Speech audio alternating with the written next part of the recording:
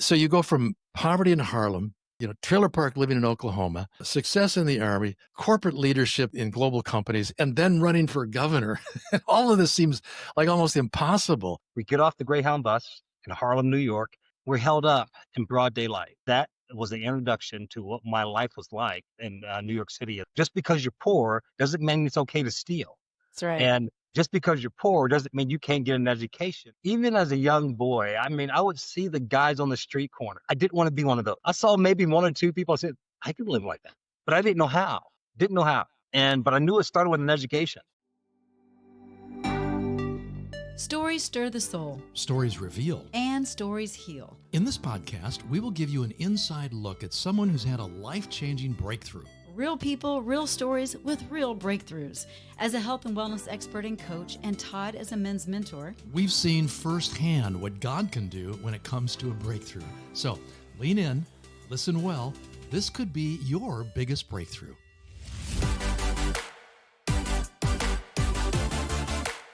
Hello and welcome to Your Biggest Breakthrough. I'm your host, Wendy Pett. I'm Todd Isberner. Yes, and if you have ever been in a place of thinking that your circumstances define you or the chaos that you've been in defines you, well, think again. After this episode, I believe you will think again, because we have on our show today Kendall Qualls, and he is a results-oriented leader that strives to unite Americans regardless of background toward a shared history and a common set of beliefs. Yeah, he began life in dire poverty in the projects of Harlem, New York, and then later moved to a trailer park in rural Oklahoma. And despite these challenges, Kendall worked his way through college. He went on to become an officer in the U.S. Army and then earned 3 graduate degrees and then became global vice president of a Fortune 100 healthcare company. All that from a little boy growing up in Harlem and an Oklahoma trailer park. Yes, so it has not defined him, I'll tell you that. Kendall Qualls is our Republican candidate for governor of Minnesota 2026. But this is not a political podcast. No, it's not. Okay. But hey, you're going to hear about Kendall's story and how it can motivate you for your needed breakthrough. Yes, and he has been married to his beautiful wife, Sheila, for 40 years, and they have 5 kiddos and grandparents of 2 boys. And he's also the founder and president of the nonprofit foundation called Take Charge, which is an organization that promotes the promise of America and that it's available to everyone regardless of race or social standing. Yeah, his message has reached millions of people as a speaker. He's been a guest on Fox and Friends, the Dennis Prager Show, and then several other national and regional radio programs. And along all with that, he's also authored this book that Wendy's holding up if you're watching on YouTube called The Prodigal Project. Now, I zipped through this thing in about 2 days because it's such a fascinating story to see what he went through and how he was determined to push through in all of these different breakthroughs. So you can pick that book up, by the way, and really ought to. It's a great read. Yeah, definitely do that. You can learn more and get that book at kendallqualls.com. Enjoy the show. Well, welcome, Kendall Qualls, to Your Biggest Breakthrough. It is awesome to have you here. Todd, Wendy, thank you so much. I'm glad to be here. I mentioned you right before we started recording. I feel like I know you. You have to give me that book because I read your book, Yes, we The Prodigals. did. So good. This Prodigal Project is a very inspiring book, but it gives a real look and the deep inside look at who you are. And I'm amazed. I want our listeners to tap into what I got the privilege of learning about you. You have just this incredible story of breaking through all these barriers that would seemingly stop most people and typically do. But so you go from poverty in Harlem, trailer park living in Oklahoma, success in the army, corporate leadership, in global companies, and then running for governor. And all of this seems like almost impossible. So let's start with kind of an overview of your life and what it was like growing up and how you managed to make the right decisions in the midst of all those circumstances. Yeah, it is, when looking back on it now, obviously it was the God story, but at the time, I'm just going through life, trying to figure out day by day. I don't remember much of my childhood pre-first grade. My mom and dad obviously were married. I was one of 5 kids on the younger side. But the first, I would say, dramatic moment I just remember is when we were living in Fort Campbell, Kentucky. My father's come back from Vietnam War, and then all of a sudden he leaves, and we're on a bus, a Greyhound bus, to New York City. All of us. My mom just has this constant sorrow look on her face. And one of the things that's just a stark memory in my childhood, and it's to this very day. We get off the Greyhound bus, we take the city bus in New York City in Grand Central Station to 125th Street in Harlem, New York. And this was in the late 60s, early 70s when crime was at its worst. Drugs. And I mean, I've never seen anything like it. I mean, literally, you're not in Kansas anymore, coming from an army base. But right before we get to our grandparents' apartment, and my mom just brought us there, we're held up in broad daylight. Wow. Yeah, and I'm a kid, and I'm just looking, I'm holding my big sister's hand, and I'm just looking around. I'm sure someone's going to do something. Hmm. Nothing. Nothing. And my mother pleads with this guy, please, mister, this is all the money I have, and I have 5 kids. And I just remember just this guy leaning over saying, lady, you better give that man all your money. He doesn't care if you have 5 kids or 10 kids. And that was Wow. day one, New York City. And that was that was the introduction to what my life was like in New York City as a child. Yeah, that kind of set the tone, didn't it? That Wow. definitely did. Yes. Wow. Your mother was such an anchor in your Oh, life, I love and your mom. she just was this incredible woman of commitment to make certain she provided for her family. And just to back up for a second, so Strong woman. your dad just basically left the marriage. Right. So here's mom with 5 kids in Harlem. Take us to the next steps of the journey and how that impacted you as you were in those growing up years with your siblings in this And the crazy loss of place. your dad just leaving. Yeah, and there's a lot of times, especially when you're kids, you don't understand the inner workings of marriage and what was going on at the time and all that. But at the end of the day, I'm going to tell you, it took me a long time in my life, my adult life, to forgive my father for abandoning our family, my mother, in the worst time you could have. Basically, she's middle aged, 5 kids, and she was one of these mothers back then where she didn't have a driver's license. All she wanted to be was a mom to raise her family. I mean, literally, Yeah. when I came home every day, it was almost like she had an apron on. It was that kind of motherhood, right? Now, here's a mother that's from the Jim Crow South, didn't get a high school education, but had the common decency enough to teach her kids manners, to know the right. Just because you're poor doesn't mean it's okay to steal. That's right. And just because you're poor doesn't mean you can't get an education. There was high expectations. We weren't poor in character. And Mm. this is why, I fight back a lot about today's narrative. But anyway, that was her spirit. She wanted the best for her kids, and she expected the best from us. That's so good. So that probably falls in with the faith that you have now as well. Does Yes. that Yeah, start but with your mom? we rarely went to church, though. She had that as that inner core, and I don't know if she couldn't just find a church, that type of thing. But we were on public assistance, public housing, and she got a part-time job. I mean, at, you know, the, you're almost trapped once you get into that public assistance world. You're literally in the trap. And so I just remember going to school, and in elementary school, just probably 2 or 3 days fighting just to defend myself. Wow. This is elementary school. I tell people if I would have stayed in Harlem, I would have been a welterweight champion by middle school, right? Just because you had to be. Had to be, Yeah, yeah. because you had to be. But unfortunately, my mom was in and out of the hospital from just the stress, the burden, Stress. and I just remember when she would put us to bed at night, she had a constant furrow on her brow just from the stress and the weight of the world, and it just felt terrible for her. Unfortunately, my older brothers and sisters were getting absorbed into the street culture at the time, in the late 60s, early 70s. And so my father came back to pick me up and my younger brother to live with him. And we moved to Oklahoma. And he was a drill sergeant in the Army.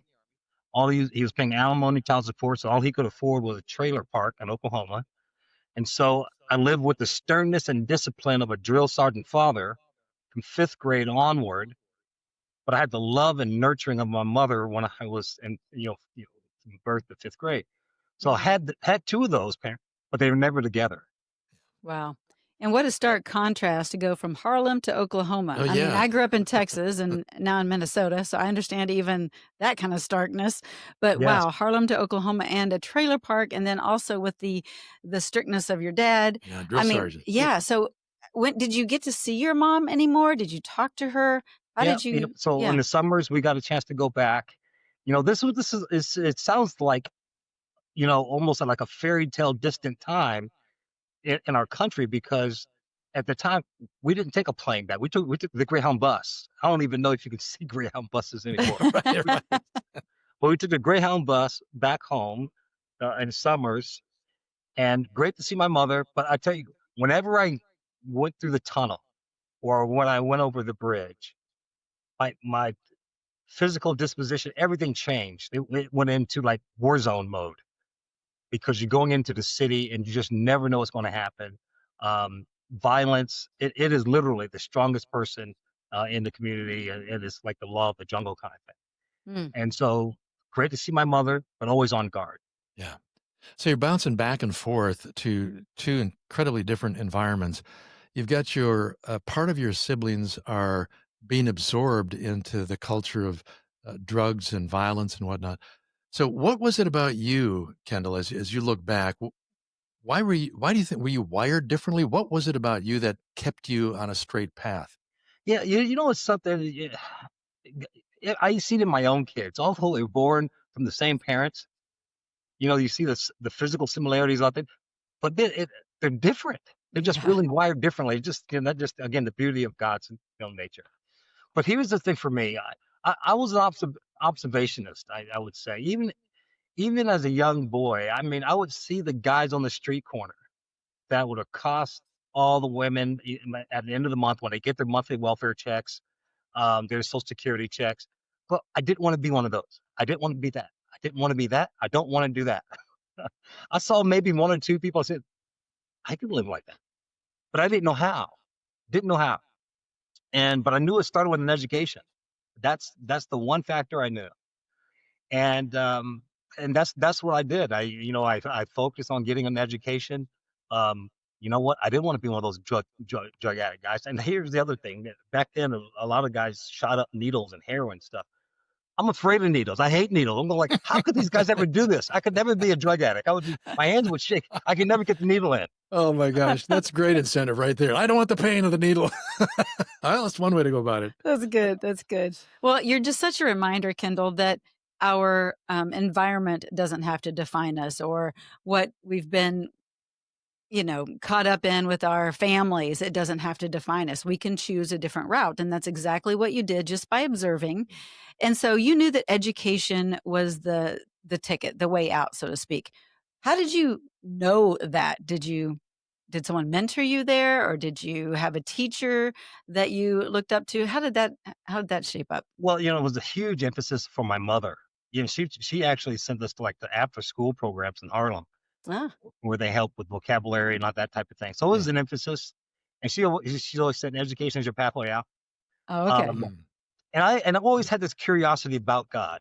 And again, I can remember she and I were walking once, and I would just ask her, "Hey, where did God come from?" And he Mm. goes, "Oh," and she spoke, "Well, Jesus Christ is the Son of God, and he was born." No, no, not him. I'm talking about the big guy. How did he get here? And I had to probably be 6 or 7 years old. Huh. And so I don't know if that yearning for God or asking for, I don't know if he found favor in that, and I don't know, but I always had that curiosity. So I have that dotted line connection back there. But education was it. And look, I wasn't a great student. I was probably above average, um, because I had so much stress and worry and everything else going on in my life. None of my parents, went beyond high school. My father later went back and got his GED, but the whole concept of studying and all that stuff was foreign to me. Um, but again, I worked hard at it, Persevered. yes, and I got help. Yeah. Um, and so that's what I did. Yeah. You you didn't have any real good family model to look at. In other words, you as you're growing up, you couldn't say, "Well, I want my family to be like this," right? Because your family's so dysfunctional. And we're talking to a lot of listeners who came from very dysfunctional families. Might be in one right And now. and yet it seems like it provided some motivation for you to want to have a good family that could model. So God brings into your life this beautiful woman, Sheila. And I don't know if you want to talk about that. I mean, I Let's found it fascinating that, let's talk about how you guys met. he brings you this woman and No, all why right, don't tell a okay, all story. right. Yeah. So, it's interesting. So both of our parents retire in pretty close neighborhoods. I mean, I'm in literally 5-minute walking distance from each other, and we're in high school at the time. And So you're in Oklahoma? we're in Oklahoma. Okay. We're in Oklahoma, and I met her and I was with another friend. I met her in the garage, and she had this T-shirt on. This was in the late '70s. She had this T-shirt. I said, "Sheila, too cold for words." I said, "Ooh, what does that mean?" And her brother got it for her. I'm like, I don't know what that means. Yeah. But anyway, you know what? The friend that I got a chance, who took me to, we were seeing her brother. He wanted to take her to the prom, but he was too shy to ask Sheila himself. So he asked me, "Hey, Kendall, would you ask Sheila to go to the prom on my behalf?" And I said, "Sure." He was a good friend. I said, "Sure, I'll ask her."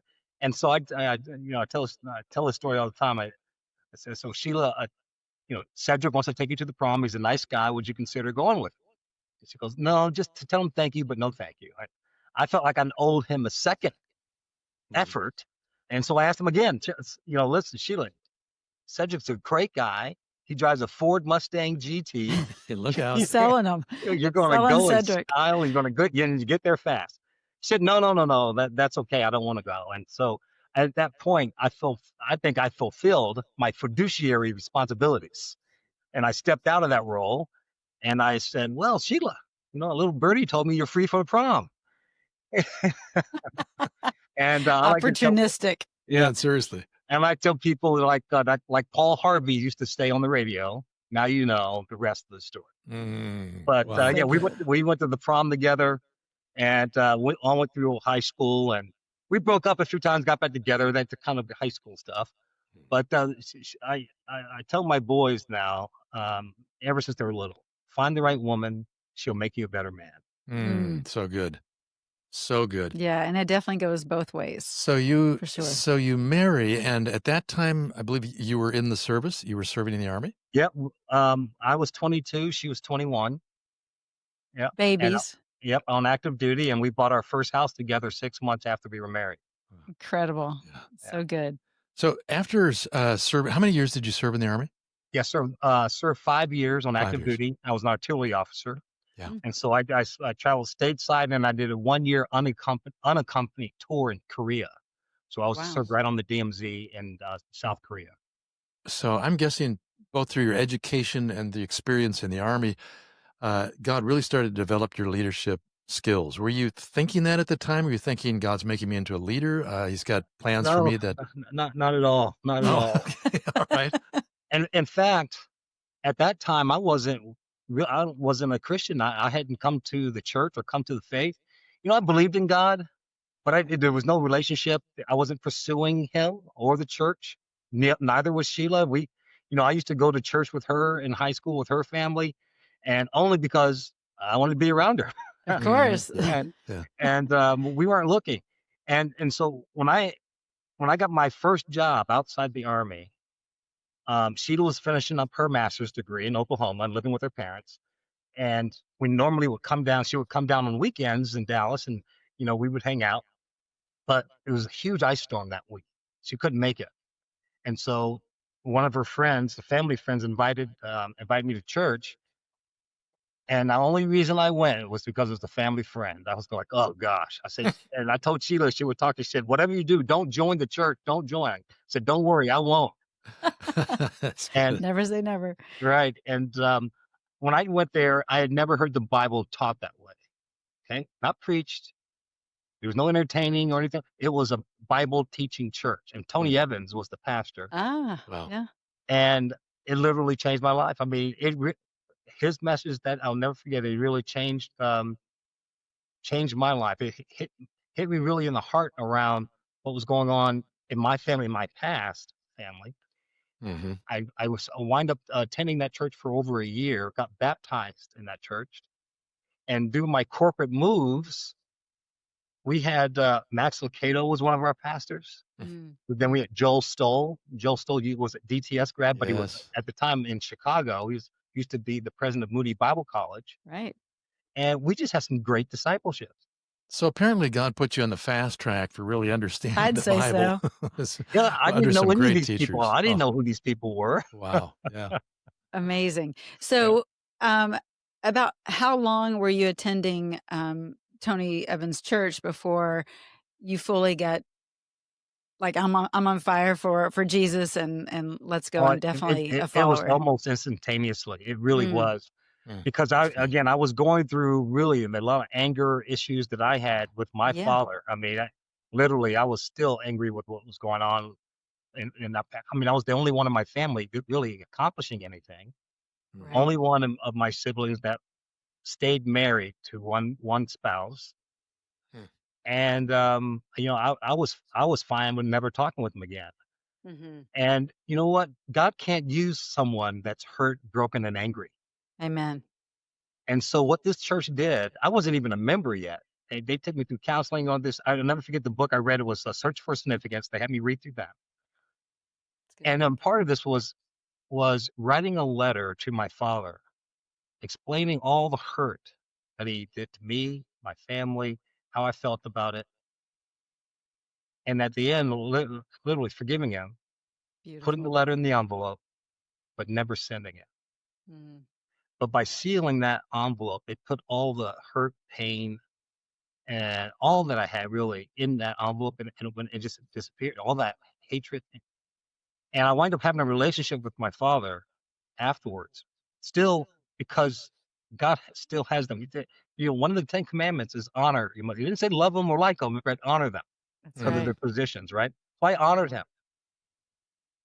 He wind up, I mean, I could go over his house, and he was remarried at the time, and go over his house, and we spent an hour in the house, Sheila and I, and then we're an hour in the driveway because he wants to talk to me in the driveway about but he doesn't want to talk to me in front of his, my stepmother and so we wind up having a relationship with him.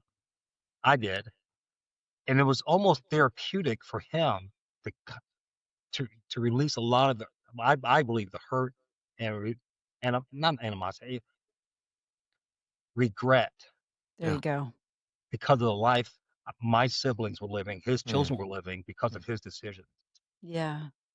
And he probably carried a lot of shame, Yeah. guilt, all kinds of things. And so the power of forgiveness on your end helped him to come into a better place with what he was dealing with. So I just Yes. can I just flip the I just coin? want to know what Sheila was thinking once he gave his life to Christ so quickly. Yes, But go ahead. we're gonna Okay. get that next, but I gotta flip the coin for just a second because Okay. there may be some dads that are listening, Yeah. or even some grandfathers, and things are not right with their kids, even into their late adult years, and they don't know what to do about it. Kendall knew what to do, reaching out as a Christian to his dad. What about the dad who might be listening right now, Kendall, who knows he's failed, wished he could have done a better job? What would you tell him in terms of how to make it right with his kid? Oh, that's a great question. That's an easy one because I speak to a lot of ex prisoners, Mm, and tell them, look, your identity is not ex con. God has an identity for you but one of the things that you can do, and you feel like your life might be over, doesn't matter. You have children. If you have children, let them know that their path doesn't have to be your path, mm, right? And that their identity doesn't have to be yours. But also, reach out to them and ask for their forgiveness. mm. That Yeah. you weren't the best dad that you could have been. That some of their decisions are a result of what you did in their lives.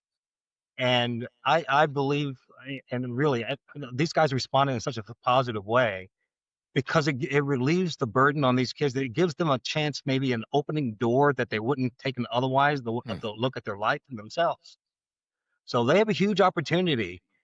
Um, that's good. if there's a strained relationship, Yeah. Yeah, that's That good. Good, forgiveness Matthew. open really that. is Yes, open the that door. Open up the potential. Open that door again. Yeah, it's the key that opens that door to the heart and allows everyone to heal. So it's so Right. beautiful. Okay, so let's go back to Sheila for 5 seconds. As the woman, I just wanna know. Of She's course. like, "Whatever you do, don't join the church." But here you go, you go and you go one time and you feel the Holy Spirit stir and you feel the healing that's happening and you're like on fire for Christ. Well, what do you say to her after, you go to church Yeah, and this all yeah. I transpires? called her back as soon as I got, went to church. I said, Sheila, you got to come. Got to come. This place is different. It's That's good. different. It's not what we're used to. Yeah. She reluctantly went to visit the first time. She agreed it wasn't like it was. She went a second time, and after that was all in. We were all in together, Wow. and we That's said, so well, cool. whatever we do, we're going to look for Bible teaching churches. We don't Ah, care what mm, color the pastors are. So we went to Amen. Tulsa, and I don't know if we have time to talk about this. Sure, we got plenty of yeah. time. So we went to Tulsa, and we got to find a good Bible teaching church. We went to the black community in Tulsa. We couldn't find one. Couldn't find one. And so they didn't have the internet in those days. So we went to the Yellow Pages. That's good. Yeah. Yeah. And but what we wanted was a pastor that went to Dallas Theological Seminary because Yes. the teaching and all that. So we found one, a Bible Fellowship Church in Tulsa. Hmm. Bruce Ewing was the pastor. We still have a relationship with them today. And this was literally 40 years ago. Wow. And we went in and we walk into the front door. We're looking at the so everyone's back is towards because they're looking at the pastor up front. And we said, "Holy smoke, we're the only tall Whoops. people in here." Yeah, that's good. But we went. We Uh-huh. went. And Ah, this is right at the time of another riot, a George Floyd riot at the time. We said, maybe we need to mentor in our own community. Again, I wasn't willing to compromise the teaching that we've gotten before Mhm. just so we can be comfortable. So we went back, and those people embraced us like brothers and sisters of Christ, like hmm. they're taught in the Bible. It's And we beautiful. joined a small group, and we've developed relationships, and we have our first child and dedicated at that church, and it became our home. Our families were shocked. Yeah. I bet. Ah, how dare you? They're going to treat you terribly. They were Mm. fearful. All this, like, look, Mm. you know what? We walked in faith, and we. I'm so glad we did, and we've never regretted it. Yeah, that's so cool. Real quick, I was just thinking the family's thinking and on fear, like they're gonna treat you Mm, terrible. How often is that happening? And that's what's causing so much of the division, the fear that we're going to, That's not right. be kind to one another. It's horrible. Well, you know what? If you look at Bible scripture, you do a word search. There's fear, or do not fear, do not be afraid. 365 times in the Bible, mm, one for Yes, every day. mhm, And yeah. it's amazing throughout Scripture how God always tells, "Do not be afraid. Be that's right. courageous." Do Yeah. not, That's from to Mary to Joshua to all throughout Scripture. Do fear not be not. afraid. Be bold and be courageous. It's I good. love that about you, Kendall, too, because rather than sort of give in to your fear of like, well, what will other people think? We're the only black couple in this white church, and then what are they? Rather than worry about that or be afraid of that, you just stuck to your decision and your conviction. I need to have the Bible teaching. And I think that's just so profound because it's easy to compromise in areas where we're either uncertain or we're afraid. But again, God seemed to give you the strength and the will and the determination to stick with your convictions. So I want to ask you because in all the roles that you've played, you're your husband, you're a father, you're a business leader, you've run for office, you're an army officer. In that journey up to this point, all along the way, is there any unexpected twist in the story that you weren't prepared for? And how did you react, and how did your faith play into that? Besides your whole life story, but Yeah, is yeah, there exactly. an Is there any one big particular one? incident where it's like, "All right, I didn't see that coming," and you really, really had to lean into your faith? Yeah, there were two, and one of those was even before this idea that when I became let's say a formal Christian, when I consciously accepted Christ. This was before. So this was before Sheila and I were married. I tell this story in the book. And when I'm like, wow, I've graduated from college. I'm an army officer. I've got a little sports car. I got some money. now a lot of people are paying attention to me here. You know, the very attractive women. I'm going, wow, I've never had this happen before. And I did something that is probably the worst. It's selfish, and I admit this in the book. Selfish, hurtful, just complete. It, it, it's shameful. And so I basically told Sheila, maybe we should call off the wedding and just make sure that we're doing this right, and just wait for a while. All the while because I was attracted to the attention I was getting. I mean, we were engaged to be married, and I mean, it broke her heart. Hmm. And so we went on that. Maybe several months had gone by, and I'm out every weekend. And a good friend says to me, "You know what? You're with a different woman every weekend. You wouldn't know, and the right woman came along." Hmm. I can't tell you that guy's name. I couldn't tell you what he looked like. But when he said the right woman come along, I said, "Wait a minute." And I thought about that. That right woman did come along. And you know what? Maybe I should go back and see if she'll forgive me, Hmm. because she was the right woman. And I did that. And I had to humble myself and not just to her, apologize to her family, her Wow. brothers, everybody. And it wasn't easy. It took me months. But so that was a twist. Yeah. Yeah, That we were was, actually just talking We about were, that in yeah. our prayer chairs this morning Yeah. about the lure of just worldly things and Yeah. So being easily sought distracted. after and easily distracted if we don't have Yeah. high level accountability. And maybe that guy, you don't know who he is, but maybe he was an angel in disguise, you know? Yes. So tell me about the other twist you were thinking about. Well, yeah. So right now I'm in the corporate world. I have this job where I'm recruiting people to launch this mega brand that we're going to launch in the marketplace. So I'm a regional vice president of sales. So I'm hiring managers so they can hire sales reps, and we have literally a third of the nation. So from a financial standpoint, probably about $400 million responsibility. We're hiring 60. So we hire these people. The product that we launched, it wasn't as good as a product in the marketplace as the R&D team said it was. So the physicians are not having the response to the patients as they thought we were. And now these individual people that I've hired, they're very grateful they hired. That some are relocated and I got them special accommodations. Now they turned on me because they know there's accountability. I've never had that happen before. Huh. Wow. Where no, I'm not the problem. It's Kendall. And so they colluded together to protect themselves, and they turned on me, and I had never had that happen before. Wow. Now, 6 months later, they all were fired for their lack of performance, Mm-hmm. but they saved themselves only 6 months. But I've never have never interacted with someone where they would have a lack of ethics, Mm-hmm. but that they would actually do something like that. Yeah. Of course, you won't experience any of that running for governor. None.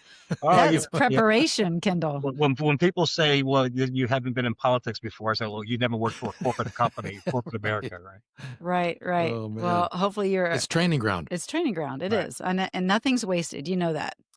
Well, as you know, you've written this book, The Prodigal Project, and it's an incredible, incredible message that people need to hear. How long ago did you write it? 4 or 5 years ago? No, 2 years ago. Just 2 years ago. Okay. Yep. And people can get this just on Amazon or That's wherever, correct. right? The Prodigal And I Project. Yeah. highly, highly Yeah, recommend big it. time. But you talk about, our divided culture and different things in there as well, not just your story. But let's talk a little bit from your faith and leadership background. How did we get here? How did we get here? And what's the one thing that could begin to bring us all back together? I know that is your heart. Yes. But let's talk about that. Yeah. So before we talk about how do we get it back together, how do we get here? Let's put some context to this, right? Yeah. So you think about up until 2002, racial dynamics in the United States were progressing very well. So much so that the Pew Research Center, they do a survey every year that shows race relations in the United States. In 2002, race relations were either good or very good for 70% of Americans, black and white. Wow. 70%. That's not talked about. No. That's right. That's right. It wasn't until 2013, the second term of President Obama, that we start seeing a stark decline below 50%. Wow. Now, when I present this, no laws were changed to put black people in the back of the bus or any of these other things. What's highlighted at this time is look at the disparities, the financial disparities. And this is where I blame the church, the American church, because we started adopting this social justice narrative, which is all off course. There's huge disparities between black and white Americans, financially and everything else. But when you take out the fatherless home issue, if you look at two-parent black families that have raised their kids, there are no disparities. The academic achievement, the interactions with law enforcement is the same as the bell-shaped curve of the normal population, the broader population. And what we've gone to in our lifetime, in my lifetime, we've gone from 80% two-parent families in the black community to 80% fatherless homes without one national initiative to reverse the trend. Yeah. Wow. Not one.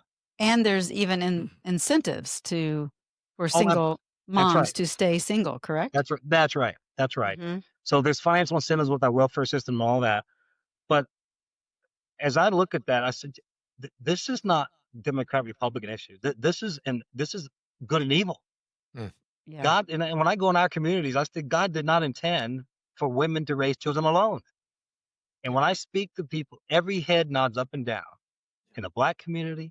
And when I share, our prisons are full of angry young men, violent and angry young men wishing they had fathers growing up. Mm. And so I started to go to organizations like the NAACP, the National Urban League. I started going to some of these, national black pastors and conferences. This is the issue. Why haven't you tried to reverse the trend? Why don't we have a national campaign instead of a Million Man March? How about a Million Marriage March? I love that. We need to restore marriage. Amen. And then when I started to realize, they didn't want to talk about these other issues. Well, you know what? This is especially for these non-Christian organizations, NAACP and others, Black Lives Matter is another one. They don't care. They don't want. And literally, when I say they don't care, they don't care because it's a political issue that gives them power, wealth, and status at the expense of the people they're supposed to serve. It's Now, gross. I call that out, and I seriously call that out because there's not been one initiative to reverse the trend. And when you look at their websites and you say what are the issues they're focused on, none of them are on fatherless homes, marriage, or anything. It's racial climate justice. It's gun violence and all this other nonsense. I don't know. It's not gun. The gun doesn't jump up and do violence, right? Right. And so what we've done is started an organization 5 years ago called Take Charge to address this issue, debunk the narrative of white supremacy and white privilege and all of this, and really get our churches back on this issue of biblical teaching. Is that when you look in Ephesians, we're all one in the cross. We're not Jew. We're no longer Jew or Gentile, male, Amen. female, right? Yes. Slave or free. We're one in the cross. That's right. I was treated like that at some of these churches. I mean, the model is there. Be bold and courageous to do it, and speak out against this false narrative here that we need to be more sensitive. We need to understand the black issue. Today's black culture is not black culture. It's a disruptive, hip hop, violent culture created out of the mess of LBJ's war on poverty that changed the whole culture from 80% two-parent families to 80% fatherless homes. It's out of Wow. pain. Out of And pain. you yeah. are striking the nail on the head, man. But very few people hear that or get that, and I'm guessing that's part of the reason why you've decided to run for governor, because our culture is really confused right now. And so many people believe, no, this is just a race issue. And you say, no, no, no, it's a family issue. It's a biblically grounded family issue. And so talk a little bit about that decision that you made to run for governor. You ran once before. You've had a little time out while we've had a different governor in office here in Minnesota. But now you've decided to run again. You want to walk us through that? Like, what Yeah. happened that you made that decision? Yeah, without getting your audience confused on inside baseball stuff, so how this Okay. political process works at the state level. So we have an endorsement process, and we can decide as candidates, are we going to abide by the Republican endorsement process? So there's like just about 3,000 delegates, and the 3,000 delegates decide, here's our recommended candidate for the Republican Party for the state. That's how we do it here in Minnesota. I got in late, and a lot of people encouraged me to get in late or get in at because they didn't believe that the 6 candidates that we had already on the slate could win statewide against Governor Tim Walz. And so I prayed about it. Sheila and I prayed about it, and one of the things that would just got me going on it was I could help the violence in our city. Yeah. In New York City, I wasn't young enough to help. I saw it, and I saw how saw the voiceless that were getting maimed and killed, and they had no help. I wanted to do that because Minneapolis was never Detroit, it was never Chicago. It used to be one of the safest cities in the country. Yeah. The safest city. So I ran, and I quickly, month after month after month, I shot up from the back. It was like a Kentucky Derby. I was coming from behind. And at the convention, the state convention, I was leading for 5 rounds. So they do a round, so almost like musical chairs. Every time there's a vote for the delegates, the candidate with the least amount of votes has to leave. And there was just 2 of us. But the third guy that left, this was number 3, just left. He came into my war room. He said, "Look, I want to, I'll endorse your candidacy, and we'll go on stage and we'll raise our hands together. But I want to be your lieutenant governor." I didn't have a lieutenant governor slated at that time. He went in the other guy's room and said he offered the same thing, but he already had a lieutenant governor, so he wanted another role. He wasn't ready for the role, and I thought, no, I'll give you another position other than that. And he said, "Well, our campaign manager has been talking about it." Because at the end of the day, I make the decision. He was not the right guy to be on the ticket.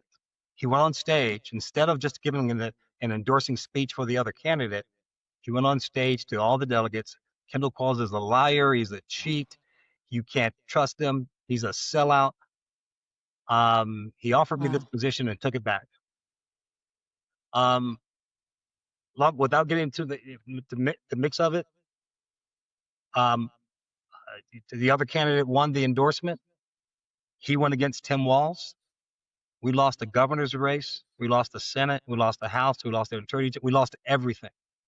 And this is why we had Tim Walz as our vice presidential nominee candidate in this time around. At the time of that election, the majority of Republicans felt we had the wrong guy at the top of the ticket, that I should have been on top. You know what? Sheila and I were confused. We thought this is exactly what God had wanted us to do. And it was. The timing.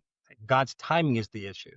Yeah. And so if you know your Bible stories, David was anointed by Samuel as king for Israel, but he didn't receive the crown until decades later. Yeah. That's right. And so this is a timing issue. We got a chance to see what kind of governor he is. We got a chance to see what Democrats would do if they have control of the House and the Senate. And I believe that this time around, because we are really a centrist state, even moderate Democrats are willing to vote for a reasonable candidate on the Republican side because their party's gone too far. Yeah. Wow. That's so good. Takes So- courage for sure. Kendall, what's your vision for Minnesota?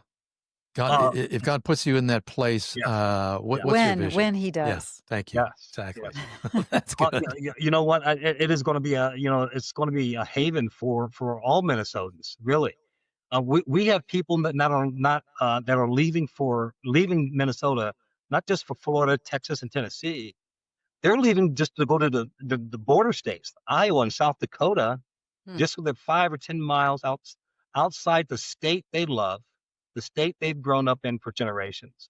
So the vision is for us is this, is that we're going to bring this state into a point where we're going to have economic prosperity for everyone. We have the highest tax state in the nation.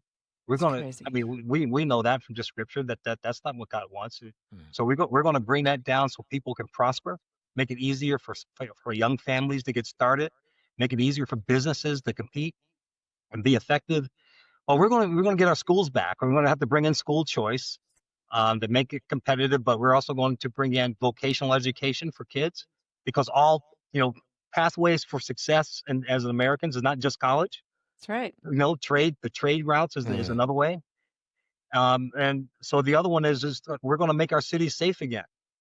In October 2009, Forbes magazine rated 25 cities for the best quality of life and the safest city. Minneapolis was number 1. Wow. In 2009. 2009. We're going to bring that back in 24 months. Let's do it. Let's do it. And so we're going to have that. And then lastly, And real quick, people are going to be asking how. Oh, yeah. Well, here's the scenario. First of all, when men and women sign up to be police officers, they're putting their lives on the line. It's not just a paycheck. They're literally putting their lives on the line. They're not going to do that for city council or mayors that have no respect for police officers. But they'll do that for people that do, and they will sign up, will recruit 500 officers. And because they work for the state, they can be deployed anywhere in the state, including the Twin Cities. We're going to get our Twin Cities back.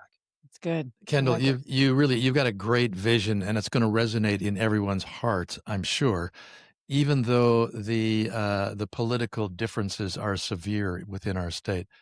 But in a lot of ways, you're offering people for their own personal breakthrough. Look, would you like a breakthrough for safety and for financial prosperity? For education? Yes. I love that. Yeah. You know what's shocking?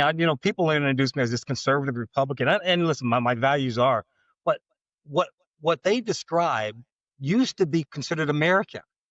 My values haven't changed in 30, 40 years. Right. I came from There you go. nothing. I wanted to earn a living. I wanted my family to live in a safe community. I wanted my kids to grow up to be independent and contributors to society. That used to be considered American, the norm. And we're bringing the norm back. Yes. And if you had 100 people in a room, I guarantee you 95 of those 100 would say, yes, sign me up. That's what I want. Yeah, exactly. We all want that for our families. So as we wrap this up, because we could stay on with you all day long, this is just so good to hear from your heart and hear what you're going to be doing here in the state of Minnesota. But what's the biggest misconception about you that you'd like to clear up on this podcast? There are some people that think I'm a corporate guy. I'm let's say like they call it establishment Republican, and because we've had a lot of generous donors that supported our nonprofit, and I've come through corporate America. I was an officer, and look, I haven't forgotten my roots. That's the one thing I want people to understand. I haven't forgotten my roots, and the God that I love, the God that I serve. If you do that, you will remain a humble person. You really will.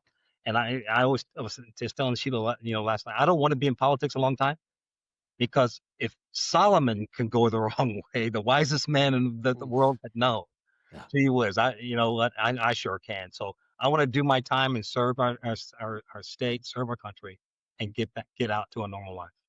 That's so good. Humility wins. It really is. Humility and love always wins. Yeah. So thank you for what you're doing, Kendall. Yeah, and thanks for all the work that you put into the Prodigal Project and Take Charge, all the work and efforts you put into raising kids and your marriage and all of the other things that transpire within your life. You're Great example. Truly, you're a good example, Kendall. Yeah. We Thank you. appreciate you a lot. Both. I appreciate right. it. Thank Well, you. God bless, and here's to 2026. All right.